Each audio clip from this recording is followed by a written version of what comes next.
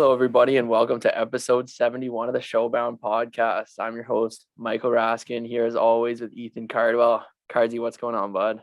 No, not too much. I'm back in Curtis. I haven't set up the basement yet. Actually, you know what? My family, we just sold our house here, so kind of in the process of moving things around. So I'll get some setup going for next week and get it stabilized for the time being until we have to move out. And then I'll be doing the episodes from the cottage, or if I'm staying at my grandparents or stuff like that. So Like my me. my parents are moving to the cottage full time. So We're, yeah, I'm like you. I'm just kind of on my own now. I don't know what I'm gonna do.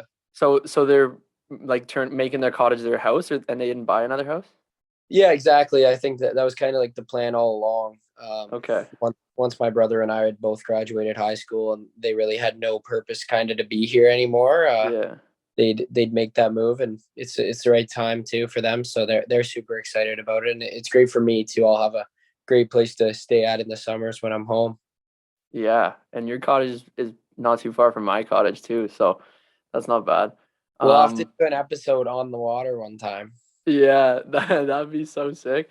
Um, good for them, man. That's a good move. It's kind of like what my parents did with me and my brother, both kind of out of the house. They downsized from selling the house, moved to the condo. It's like especially with the real estate right now, man. Like it's such a good move out of your parents.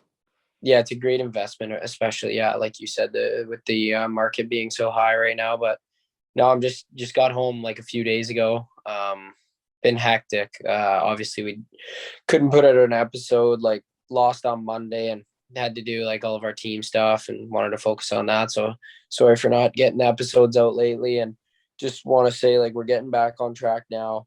Um, Me, it's full summer mode. I got a few university courses I got to get going, but Oh yeah. other than that, podcast is the main focus right now, along with summer training coming up. But I know you're still going, and I think that was going to be one of our first topics after the. I guess we could talk the series a little bit, Yeah, but let's talk a little Barrie stuff. Like, I mean, first of all, just overall thoughts on how it all went down. And for those who don't know, Barrie lost in the first round to Mississauga, and was it 6 games?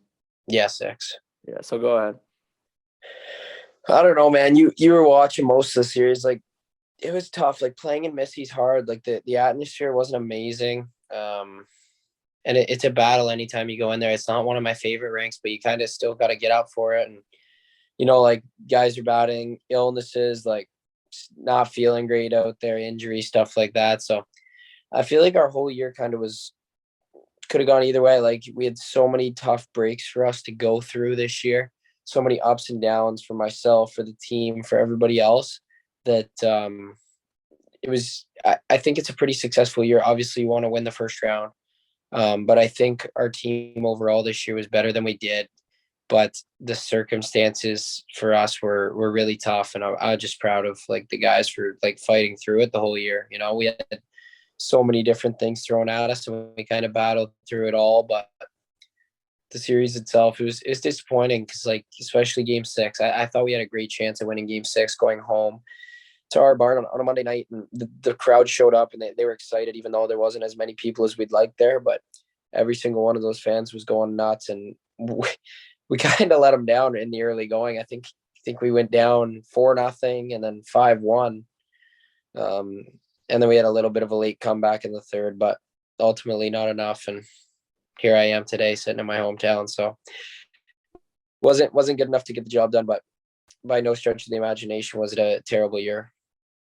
Yeah, like it's one of those things that sucks to see because on paper, if everyone's healthy and in the lineup, you guys have one of the best teams right up there with Hamilton uh in the league, in my opinion, and I think in a lot of people's opinions. But like you said, injuries, illnesses, like people battling through stuff that you don't know about, and um it's tough. But Mississauga, like they play that good defensive game and they got good games out of their goalie. And you see now they're already down 2-0 to Hamilton though. So they're a real good team. And you guys would have been up against Hamilton, and that would have been, honestly, I would have loved to seen that series, like you versus Hamilton. That would have been sick.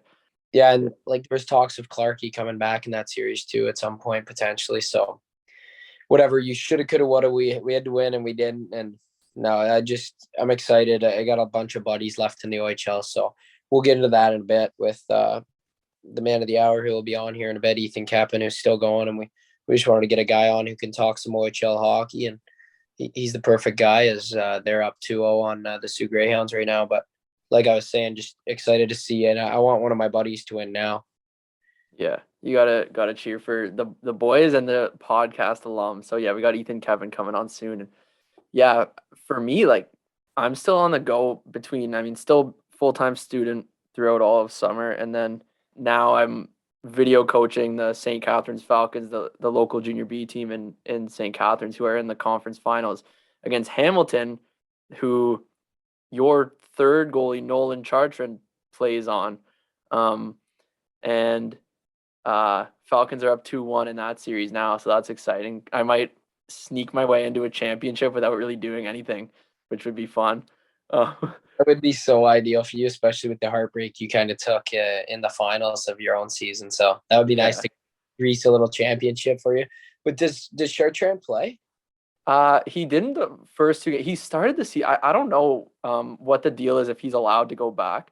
I know normally you can't if he didn't play the season there before. So I haven't seen him yet, but they've pulled their goalie in 2 out of the first 3 games. So I wouldn't be shocked if he gets in if he's like technically allowed to. I know there's rules you can only have 3 major junior guys signed at a time now, so they might have burned his card to pick up another major junior guy. I don't know. I don't know what the deal is, but he's on the roster, so I'm not sure.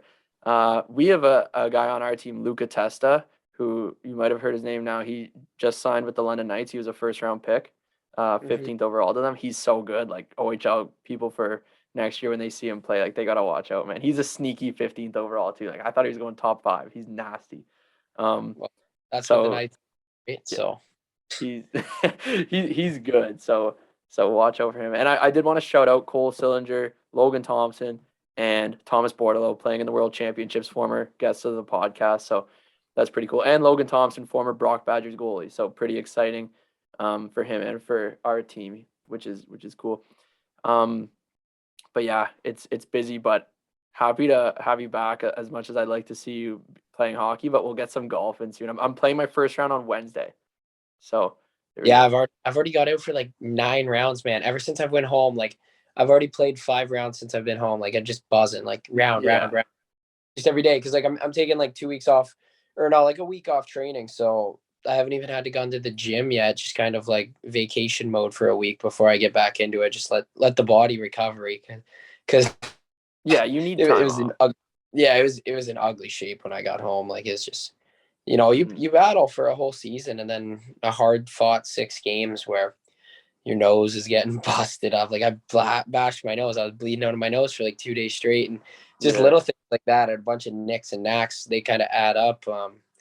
But yeah, no, it's good to kind of start feeling better again, and then get into the gym later on this week. But yeah, like go to the course in the morning, kind of play all day, hanging with the boys a little bit, then come home, go to bed, do it again. So it's been good so far, as much as I'd like to be on the ice still. But yeah, and also I want to talk a little bit NHL playoffs. I don't know are we going to talk about that in the later?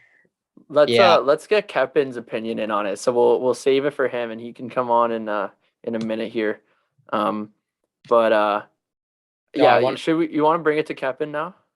Yeah, we'll send it over to Cap in a sec, but I want to also give a shout out to a new and upcoming golf brand that we've kind of partnered up with, and it's called Ace on 19. It's a local brand ran by a buddy of mine who kind of started it. He's a professional golfer, a teaching pro at Weston Golf Club in Toronto, which is gorgeous, state of the art course. And this golf gear is nothing less than that as well. It's kind of the whole idea behind it, Rask, and I got some stuff for you too. So when we meet up, I'll be able to give you your portion of the clothing and stuff like that. I'm actually wearing the hoodie right now. It's just kind of a casual hoodie, but no, it's great stuff. Super comfortable. He definitely didn't cheap out on the material or anything like that. And it's like he kind of thought of it in his head. I think like you go to Golf Town now, man, and you get a pullover, just like a little quarter zip, and it's $100. Like it's out of control. So this is kind of a golf brand. It's cool logo. He makes all the trendy gear,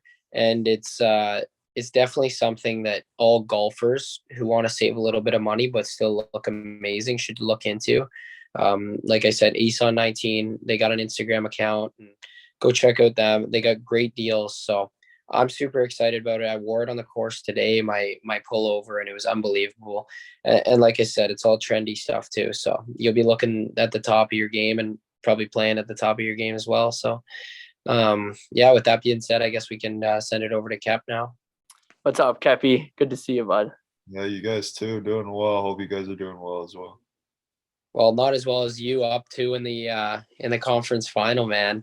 I want to get into that quickly. I know we want to talk a little bit about. I know Ross got to talk about it a bit, but just quickly to go over the series. Like, you guys are buzzing, eh?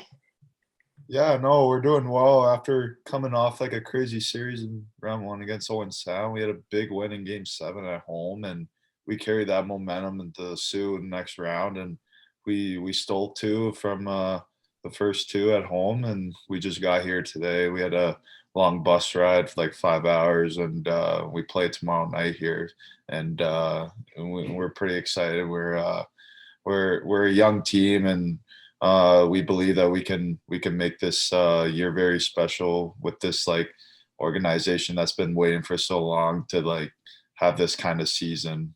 But yeah, so hopefully it goes well, and it's been a lot of fun for sure. I'm curious, even before we talk about the series, what's the furthest Flint has gone in the playoffs? Do we know that? Yeah, it's the year before I came, they made playoffs, but they played Sioux first round. They were like a seven. Flynn was like a 7th place team, and they lost in the first round in 5 games or something. So they only won like 1 playoff game ever since. So this is the furthest officially that Flint's made it. Oh Oh yeah. oh yeah. Okay, so that's something to be excited about right now. So yeah, I wanted to talk about the game 7 in Owen Sound. Like, first of all, how scary was it for you guys going into game 7, honestly? It was something we didn't really expect going in the first round, but after we lost game 1, we knew that it was going to be kind of a tight ride. We went to game 6 in Owen Sound, up 3-2, and we were hoping to steal it there. Then we lost, and we had to drive back that night, like a 6-hour ride, and play the next night in Flint. So it was just like that bus ride home. We were just like, oh boy, this is gonna be crazy this game, and we knew that like they were doing the same bus ride that night, so we had really no excuse, and we had our home ice. But I went in there like, holy, it's gonna might be my last game in this league. But I played that mentality that I was not gonna let that happen. We had a lot of guys too, like our goalie Luke Kavlin stood on his head that game, and our other overager Tag Bertuzzi had a good game, and Brennan Othman, our captain, was just we were lights out that game. We didn't give up, and well, we were down 1-0 to start. Then we made it 2-1 after the second, and third period was ours, and we ended up winning like 4-2 or something, or 5-3 with like an empty net. It was a crazy game, and we had a crazy fan base too, which helped a lot, and it was probably the biggest win this organization's had. And it was good to Yeah, be. it's pretty crazy. And for the record, 2 weeks ago on the podcast, I guess at that point, I think it was 1-0 Owen Sound in the series, and I had said, or maybe it was, were they up 2-1 ever? Yeah, they were. It was Yeah, 2-1, and I said that Flint's gonna win the series. So I had your back, and it's recorded and there's proof. So yeah, we took some we took some like opinions on people, and they said that Owen Sound was gonna beat us. So we were just like, screw you guys, we're winning this. We don't Well, yeah, care. man, Owen Sound was actually a sleeper. Like, playing against Owen Sound is not easy, especially when you go to Owen Sound, and like they have so much young talent this year. And they're not really like, they're going to be pretty similar team next year. Like, they're going to be nasty next year again. Like, Flint, same kind of thing. But Owen Sound is definitely a team that you don't want. Like, that's a tough first round matchup. And obviously, you guys were good enough and lucky enough to kind of pull it through. Thank goodness. But Yeah. that's not something you want to pair up against in round one. No, for sure. That barn was not fun to play in with their fans, and it's especially it's a smaller ice surface, and we're not really used to that, and they're used to it. And they did have a good young group. They had like that Colby Barlow kid just sniping on us like back to Mm-hmm. back. Fantino, he had a pretty good series as well, and their goalie Chenard, he stood on his head, and we couldn't believe it, but it was a good series. Like we were so happy to get it in Game 7. But credits to that team. It was my first OHL playoff series in my career. That's And crazy it's crazy. It for was a a good grizzled experience. vet like you. Dude, what about the game 4 end-to-end goal, game winner, all that you scored? Can you walk us through that goal? And is that your best goal you've ever scored? It's definitely the biggest goal I've scored, and I would say it's up there for sure. Like I can't really think of any other one right now, but yeah, it was crazy. We were down 2-0 that game. We made it 2-1 the end of the first, and we didn't score in the second period. And we went into that game down 2-1 going the third. And our coach Ted Dent was just he was kind of gambling that game and trying to see who to put on, and then he switched me to play with Othman a couple shifts and Zachary Giroux. I was playing with Colson Petrie as well. We were we were just like all over them that whole period. We were getting lots of shots. We ended up with like over 50 shots that game. So we were like in their end the whole time. And I just remember just going on for a shift after a whistle. We had this face-off play to do like a D to D reverse, and I would just be open on the weak side, and our defenseman Tyler DeLine threw it right across the ice. And I don't know why Owen Sound's forwards were changing, so I had all the ice to skate through. So I was like, okay, I'm gonna do this, and I was getting a little bit caught up in that series, like trying to do like my go-to move was just drive wide and try to cut in. But I don't know who their defense was, but he kind of cheated and crossed over to the wide side. So I'm like, I'm gonna try to cut it and put it under his stick and get through somehow. So I put it under his stick, snuck through. I almost got clipped with his leg, which was kind of dangerous. And suddenly I got through and had my hands free to just wrist the puck through and just squeak through under Chenard's glove or something it was. And holy, it was good to get that goal, and the whole building just went quiet after. And I kind of knew like after scoring that, this was our game. Well, yeah, and your series, you kind of like you guys. That's a huge like you go down 3-1, it's kind of over. Yeah. Tough to come back from that. So you save that series for the boys, and then you guys are leading the charge like we kind of talked about, up 2-0, and you're in the Sioux looking for game 3, and you got a good shot. I mean, their MVP of the playoffs right now suspended one game, former guest of the pod and good buddy of ours, Jack Thompson. So what happened there? I haven't seen like what I was don't know. I was off. I was just talking to my coach or one of my teammates about something. Then suddenly I just heard like in Flint when there's like a hit or like a scrum, the fans just go nuts. And I was looking down, all I heard, and I look up, and all I see is one of our defensemen, Kuzman, our Belarusian. He just went right at JT like this, and I'm like, oh my god, no way, JT just did something. And apparently he threw down Giroux or something, did like a nasty hit. I didn't really see what it was, but boys were saying today that there could be a suspension or something, but I don't believe it till I see it. I'm gonna go on the GFL Memorial tomorrow and see if he's in the lineup or not. well, I don't know. Yeah, you can never kind of guess how long it's going to be, I guess, or if there will be one. You know, it's playoffs too, so you don't know. But that would hurt if they have to lose him for a game or. Yeah, how, JT's been their best defenseman with him and Rourke back there. GT had a good game 1, and he was playing good yesterday too. And it would be unfortunate, but fortunately, it's just how it goes. And then Sue's a great team, and it would hurt if they lose him. Yeah, well, you're not complaining if he's out, but we'll keep that quiet. But Yeah, for sure. other than that, like how are you finding your play the first 2 games? Obviously, like getting 2 wins at home is like massive, and if you can steal at least one on the road, it sets you up great. So where are your thoughts at? What's your guys' game plan going into game 3 tomorrow?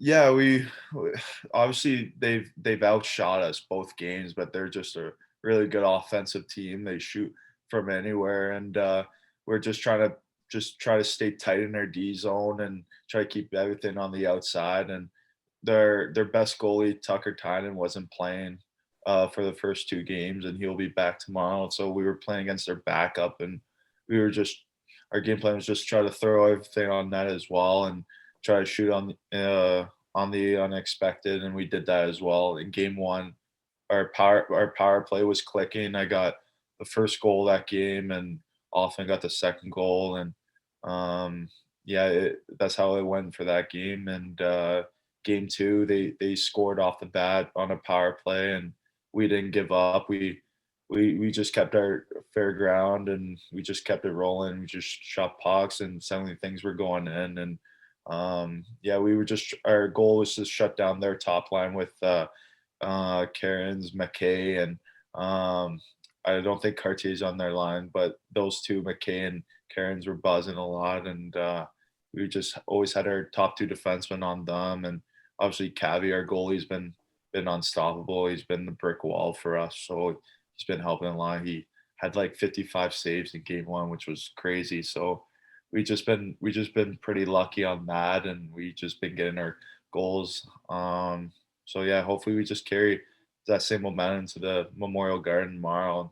It's gonna be a tough one with their fan base for sure. I'm pretty sure that team doesn't want to go down 3-0, so we're gonna expect their best for sure.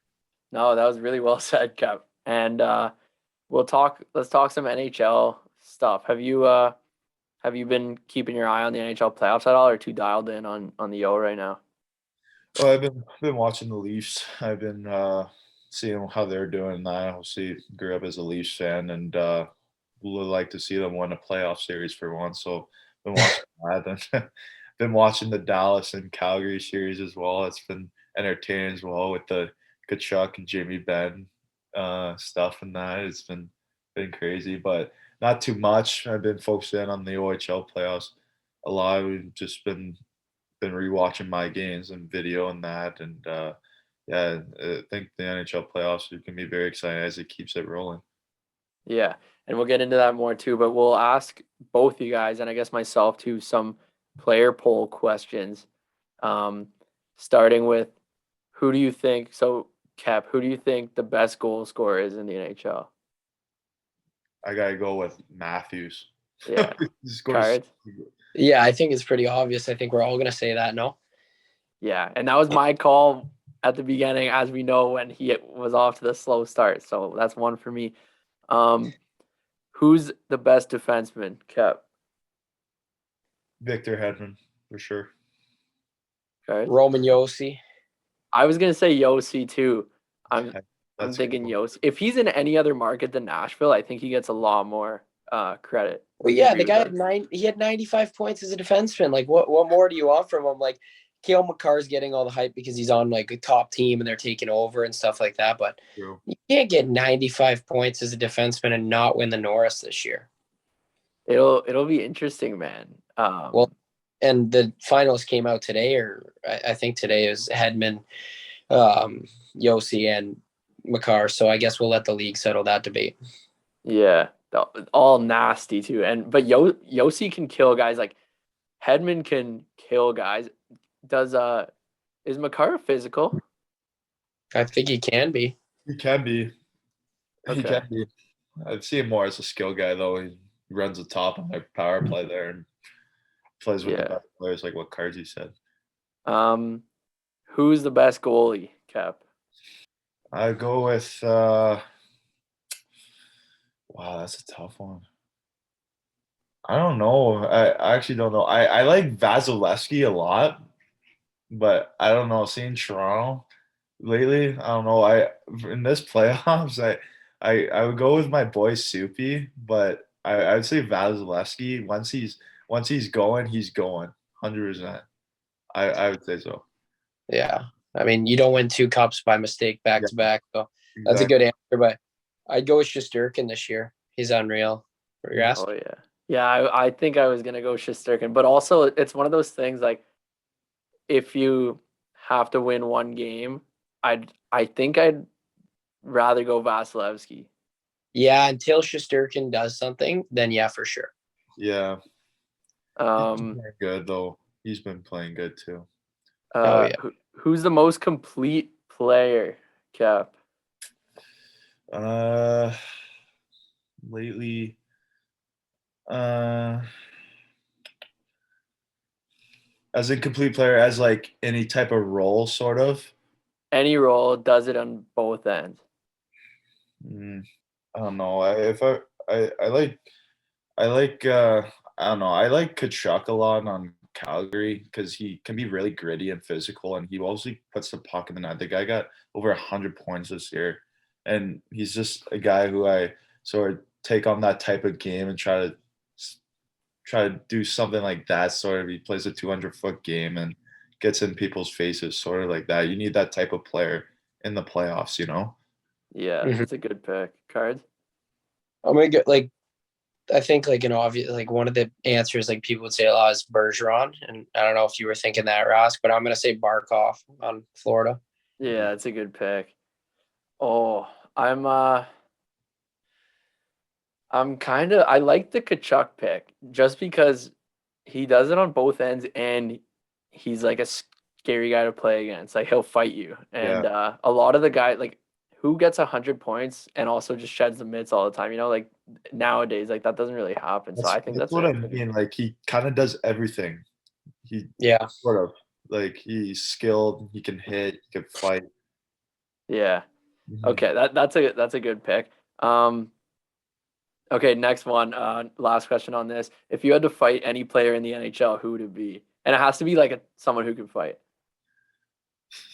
If I wanted to make myself look tough, I'd probably give myself a go against Lucic for sure. Oh Just try to, God. just try to do something. Just I don't know. He's a guy who I love to watch too, and when he hits guys, it's just like bang, like they're bouncing off him. I Yeah, don't he know. killed Duchesne the other night. Yeah, that's crazy. I don't know. I just do that just to make myself look tough and never would back down.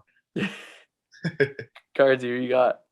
Um Cole Perfetti. Well, just Yeah. because I know him so well and I know that he's not much of a fighter, neither am I, so I don't think I'll get pumped in the fight. So I think it's a good place to start anyway. Would you win that fight? I don't know. It depends, man. Like I don't know. I have now 2 fights under my belt. Yeah. I say if Fetz has 0, so they weren't good, but they're still in the game sheet. But what do you think, Ross? Uh, I like the way Kep's thinking about looking tough, but I don't want to die. So I would I'd maybe find like an in between, like maybe like Simmons, because he's like the fair fighter. When you see him fighting, he's like he'll get his punches in, he'll take punches, and he kind of like lets the linesman break it up. Like I don't think he's trying to die, and he's not trying to kill you either. Yeah, like So sort of like him and Patty Maroon. They weren't really like throwing yeah, haymakers at each other. They were just laughing. yeah, yeah. So I'd maybe go with one of those ones. Um, I mean, Kep's the fighter now, right? Like we saw his fight against Sarnia. Do you want to talk about that? Where you just did you almost kill the guy? Yeah, it's just when you're playing against the same team, like in the season, like you kind of create your own battles against certain players. And that player I fought, Richie, like it was a player who always tried to get under my skin and that. And before that, before that fight, like there's a couple shifts where I would finish my head on him, so he was kind of getting really frustrated. So it was, believe it was a penalty kill shift. Sarnia was on the power play. I got a breakout pass for myself to try to beat him on a one-on-one, and I try to do the classic drive wide, just try to create something from the net and try to jam or something. But as I was going wide, he was on my shoulder, and I realized when I got to the net, he was still with me. So I kind of gave him a shove, and I didn't know their goalie Gaudreau was like really right there as well. I thought he would kind of back off because I think the puck went right in the corner. So as I shoved him, he went right on top of Gaudreau and rolled off kind of somersault. I'm like, oh boy, I'm definitely gonna penalty for this, but didn't see the ref put his arm up. So the play kept continuing on, and their forward got the puck to try to go around the net, try to strip it off him. But Richie, the same guy, meets me on the other side of the net and tries to stand me up. But I just gave him another shoulder and I stood him up pretty good, and he kind of just flopped the other way. I'm like, oh boy, like that's 2 times I abused this kid this shift. Yeah. I keep skating on, and he comes back at me. He goes, "You want it?" And I'm going, "Man, like, if you want it, let's go." And he threw his gloves off right away. I'm like, "Okay, I guess we're doing this old school, like, we'll just meet in the middle of the ice, sort of." And he's taking all his elbow pads and that. And my strategy in the fight was just to make him do the first move, because this kid's got to be gassed. And if I could catch him off guard, and I would start throwing. So he tried to throw a left at me, and I just did a quick like dodge, and I grabbed him with his jersey, threw him down. And as I threw him down, I didn't know if he was gonna come back up or not, but that's why I give him the first uppercut, and his bucket came flying off, and he came back up, which was pretty incredible. So I just started throwing haymakers at him, and just try to get the best I could. And suddenly he came back down, and that's how the fight went. So I pretty much overpowered him, but I give him credit for sticking up for himself. And it was probably one thing. It was probably my best fight of my career for sure. And doing it at home with our fans going nuts, and being on the penalty kill, it was probably the ultimate penalty kill shift for me, for running their goalie as well.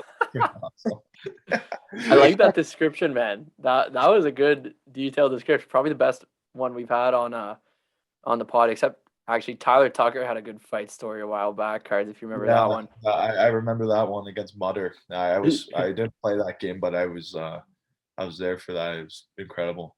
Yeah. That was a good description. I remember waking up the next morning or something. I saw it on everybody's social media, just kept pumping this poor kid. And I was like, man, like, I give that kid credit for going Cap. Like, he's got to know, like, you've already ran him over twice, right? Yeah, I give him credit. I kind of know him. Cards, we've skated with him before at Primo skate. Really? Yeah, that's how I kind of knew him. I'm just like, I can't believe he wanted to go, sort of. But like, yeah, I remember waking up the next day and getting texts from like all my buddies and ex-coaches and that, and just be like, oh wow, like, it's good to see the anger kept come out of himself or something. It was just it's like when Cap goes down in a 3-on-3 game in the summer, you see angry Cap mode come out. Oh my god, yeah, that is pretty much angry Cap there. You lose. Well, let's hope we don't see him for a while, and you're continuing in the playoffs for a while, and I don't have to see you at Corny for a bit. But Russ, do you want to get into some other NHL stuff, or do you want to just keep rolling along? Just one more NHL question. We'll keep moving forward. But who do you think's gonna win the cup? I honestly think if Colorado gets by, I think it's all of them. I think it's their time to shine. Yeah, that's what we've said since before the season started, Cards. I'm going to have to go back and clip that episode soon, because we called it way before everyone was on the bandwagon. Yeah, no, we were right on them right away. So I think, I don't know. I don't see anybody else winning. So I'm going to stand by my opinion. No point in backtracking now. Let's go full steam ahead into that. And I mean, I guess we can touch on some other OHL series. There's a bunch of stuff still going on. And we're looking at Windsor and Kitchener. They're tied at 1 in a series where we never thought we'd see kind of Kitchener make it to the second round. And now they're in another David versus Goliath scenario, and they steal a win on the road in game 2. So there's no sleeping on them. What do you think of them? You got to play them a few times this year, Cap. Yeah, Windsor's been a team that I've only beat once since I've been here in like a shootout.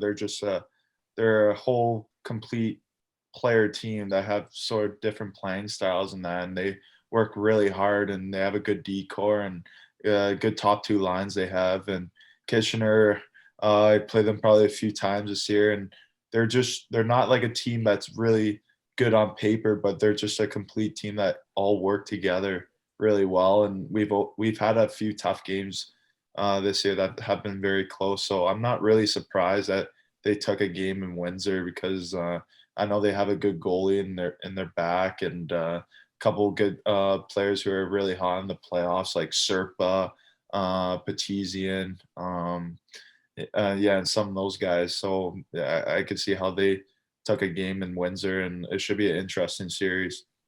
Yeah, and Rask and I were talking a little bit about how much of a wagon Hamilton is, and they got a great team there led by one of our buddies, Colton Kammerer, and Wentz, and a few of the other guys are on that team. So they're up 2-0, and I don't see them losing to Mississauga. Even though Mississauga is a great team in their own right as well. I see Hamilton winning that one. And then another close series tied at 1 as well with an OT winner last night. Kingston and North Bay. And that series could go either way. I feel like Kingston has such a high-powered offense. They can stay in any game, but is their defense and like back end good enough? Like, I don't know. And you obviously didn't get to play against them. I played against them more than you did, Cap. And I'll throw a prediction out there. I'll say North Bay in 7, but who knows? I would say that game could go to a 6-7 game, but if they would go to 7, I think North Bay would take it. I know our buddy Brennan Cohen led his career and like that, and he's been really hot in the playoffs. And I know Mitch Russell's been doing good as well. I know those players in that type of game would stand up and try to shut down that Kingston team that have Shane Wright and some of those good young players. So I would go with them. Yeah, I agree. Well, one thing kept like maybe a bit of a sore subject, I don't know, that I did want to bring up was where you were at basically from the start of this year till now. You signed a one-way deal, AHL deal with the Abbotsford Canucks, and you were sent down. And first question was, did they ask you if you wanted to go to the ECHL?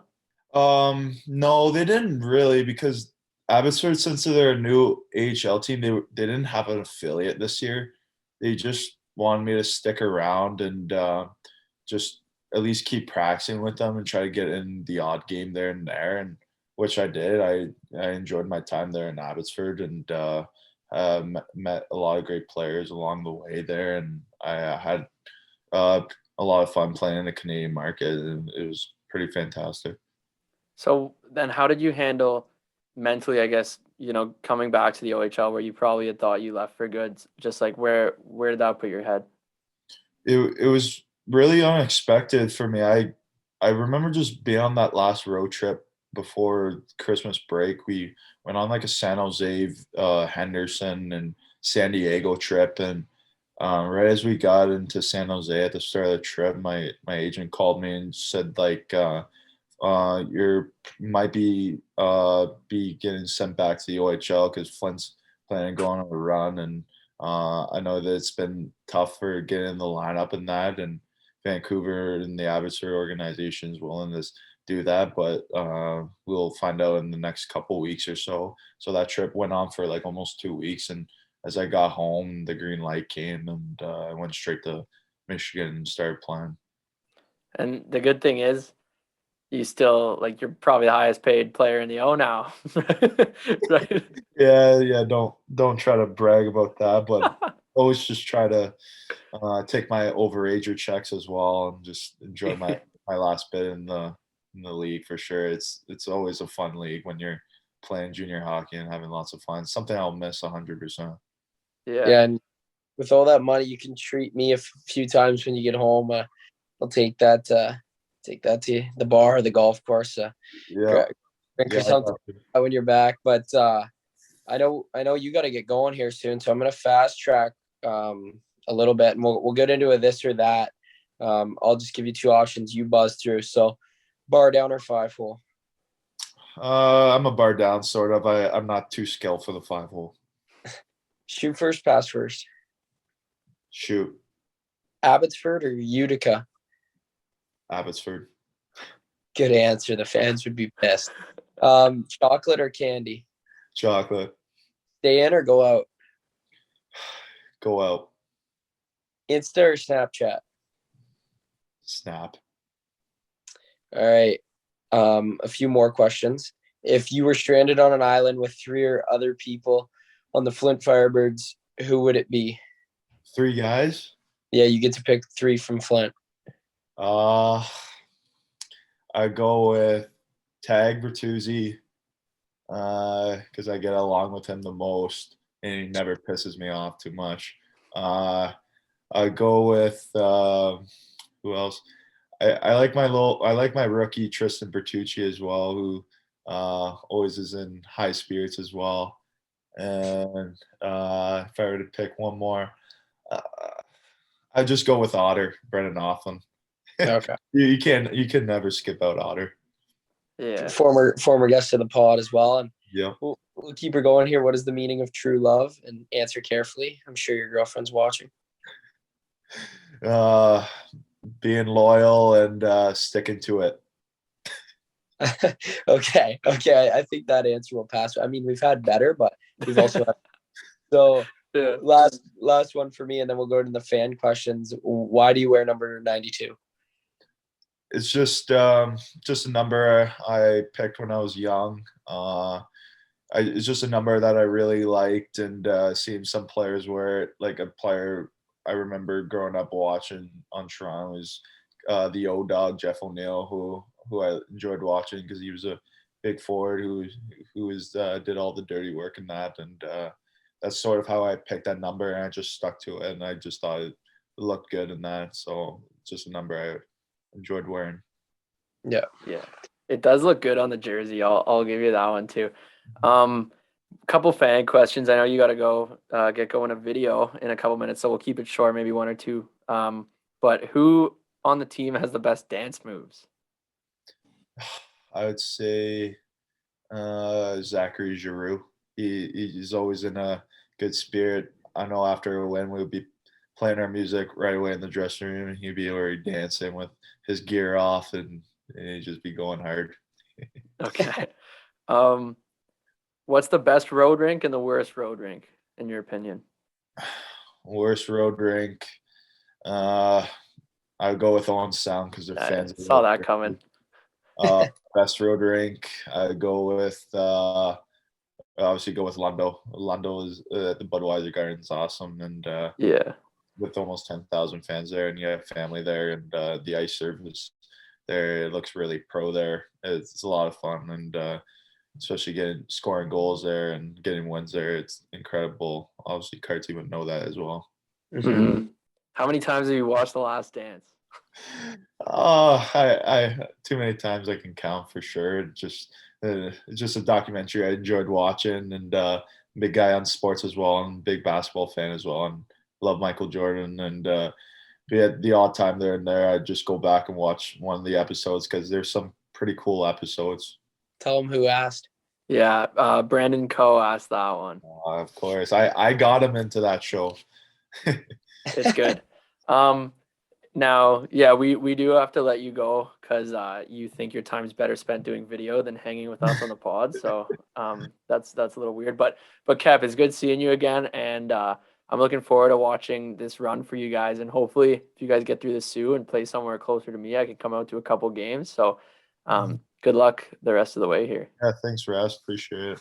Thanks for having me back on, guys. Really appreciate it. Yeah, always a good time catching up with Cap. Wish we could be on a little bit longer, but yeah, that video is important, especially gearing up for game 3. A big one for you guys. I'll be watching, so we'll be in touch, Cap. And as soon as you're home, we'll either be up at the cottage if you go deep enough, or we'll be hitting the golf course here at home. But yeah. No. All right, see you, buddy. Yeah, see you, boys. Appreciate it. Thank you. I want to thank Ethan Keppen for that. It was a good one. Friend of the show, been on twice now, so hopefully he gets the Showbound bump and takes game 3 and maybe has a goal or two in the Sioux. So, Cards, you went out for ice cream? Is that right? Yeah, well, for the listeners who don't know, me and Rask, we just finished filming with Cap, and yeah, well, going back to the Showbound bump, everybody knows good things happen to those who come on, so expect a big night from him tomorrow, and then we'll find out on Wednesday. When this airs, it'll have already happened, so you can go back and look at the box score if you're listening to this now on Wednesday, but anyway, yeah, so I'm like, oh, okay, my brother's like, let's go for ice cream. I'm like, oh, yeah. And then I totally forgot that I have to give the weather report and we have to wrap this thing up. So my bad. I haven't done this in a bit. Honestly, a little bit rusty. So we have to get back in the rhythm if we want to keep producing some unbelievable episodes for the fans out there. And I can't wait to just get back rolling and get the fans momentum going again, get some nasty guests, Yeah, I mean, I couldn't agree more, but I was more wondering, what flavor ice cream did you get? Oh, okay. I just got a dip or a regular cone. Kept it plain and simple, kept it cheap, cheap and affordable, low on calories as well. It's not like you're not going crazy with a blizzard. So kept it simple.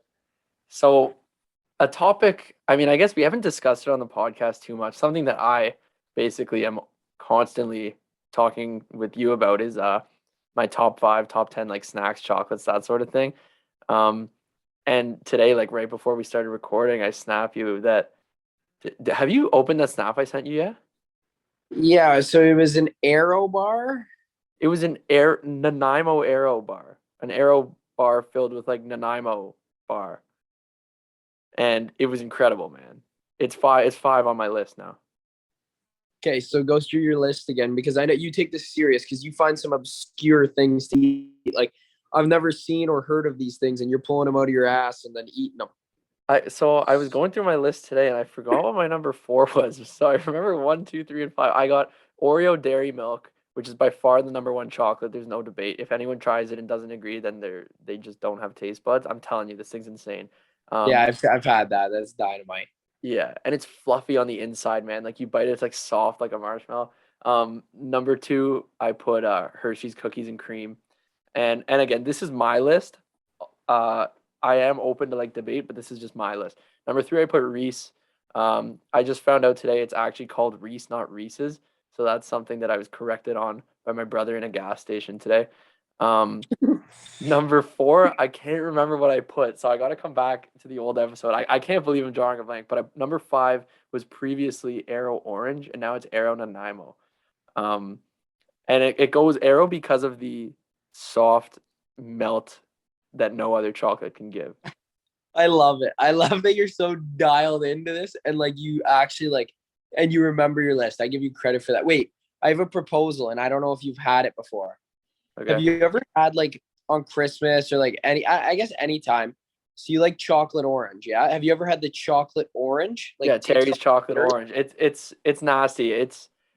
My brother put that on his top 5 today. It's definitely like an honorable mention. It's really good on like it could even sneak into that 4 spot. I'm not ready to put it in my list yet, but it is really good, especially when you that first like smackdown on the table, you do that. Oh, break it off the table and all the orange starts flying everywhere. That's got to be in my top 3. I love those things. Yeah, I mean, if you get a good clean crack, like there might not be any better feeling. Now, but moving forward, like on a serious note, something I wanted to talk about, completely switching gears. You might have, I don't want to say likely, I think you likely have played your last OHL game. I don't know. I gotta have a good summer.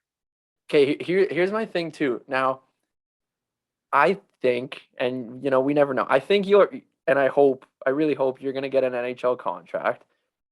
But even if you don't, a lot of teams are doing like the Ethan Keppen thing and you sign an AHL deal. Like they're like, we don't want this guy in the O again. We're not ready to sign him. Let's at least, get him on an A deal and get him playing for the Barracuda or whatever. So I think that Yeah, but the thing for me is I was drafted a year late, so I have 2 years. So well, I know you have the 2 years, but it's in their best development interest to not have you in the O this year coming up, in my opinion. Yeah, like I mean, I'd love to sign an NHL deal. Obviously, like it's a huge goal and like a dream of mine. And it's definitely something I've had my sights set on for a long time. Obviously, up and down year, you don't know. Just go out there and work hard every night and see what happens. And like I said before, it's going to be a huge summer if I want to go to camp and earn a spot. And I'm super excited for that challenge, and it's something I'm looking forward to. But if I did come back to the OHL, and you look at a guy like Cozy, who's on a playoff run right now with North Bay, and he's a guy who came back, earned his NHL contract early on in the season, and just tore it up this year and built so much confidence going into pro next year. And he's a perfect example, along with a bunch of other guys. Like Kevin LeBanc did the same thing for the Sharks as well. And the list goes on. And it's a good organization at development. As you see, their AHL team is so young every year. So whatever way it goes, I'm super happy with. Just happy to be working with a good organization in that sense of development. So either way, just need a big summer and maybe a Showbound bump. Yeah, well, good things happen to the hosts of the podcast. And a good thing that happened to me, you know how we kind of talked a bit about like me getting lonely sometimes in my apartment by myself? Yeah. So I got a house with 3 of my really good buddies in St. Catharines. So I'm gonna be back with my friends. It'll be good. Maybe some potential podcast guests too. If we get like a house episode, they've all played major, junior. They're some good guys, so that could be funny if we do a house episode one time. But I got a sweet room, big house, like nice backyard, good area right near the water. It's sick. That's nice. At least you got a good setup now. You got some buddies. Like that's the perfect storm for a group of guys in their early 20s. That's living the life. One more thing kind of I wanted to bring up really before we wrap it up. Have you seen or at least heard about the Netflix F1 docuseries? My parents love it. I haven't watched it. My parents love it. Yeah, so I never watched it, but I've had so many people tell me like you got to watch it, and so many more of my friends are getting into the like watching the F1 and stuff. So I gave it a crack. I'm on episode 5 of the first season now, and it's really captivating and intriguing, man. Like it is I'm turning into an F1 fan now, and I never thought I would, but even like I don't know if I'll ever like watch races and get that dialed in, but the series is really entertaining to watch just as a show. So I'd recommend that one. It's it is really entertaining, and there's a lot of drama that you don't know about. It's kind of like, I don't want to compare it to The Bachelor, but like in terms of level of drama between racers and stuff, it's pretty nasty. Like it's cool because what I didn't know, there's 10 teams and 20 drivers. Each team has 2 drivers. But they're teammates, but you're competing against each other every race, and like some of these guys hate each other. So it gets like pretty intense. Well, yeah, I actually watched like a real live race, and I'm like asking my parents because they had watched it, and I'm like, so is this guy gonna try to pass this guy? And they're like, no, like he has the like lower model car, or like he doesn't have enough points. Like this guy needs to have the points, so he's gonna stay ahead of him, and he really doesn't have a choice because the owners are telling him what to do and stuff, and it's crazy, and it looks like it's like I watched like one, it's like Verstappen versus Hamilton every single race. It's like nobody else, like that Bottas guy or whatever, Hamilton's buddy. Like nobody else really has a chance. It's just those two. Yeah, I mean they're dominating right now, especially Verstappen. But it's sick, and these guys are like so famous. I hadn't really heard of them, but you know, you look them up. They're all like 8, 10, 15 million followers. Like Lewis Hamilton has like 26 million on Instagram. Like these guys are big time celebrities. But anyway, worth checking out, especially now you have a little more time on your hands. But other than that, I mean, do you want to just wrap it up?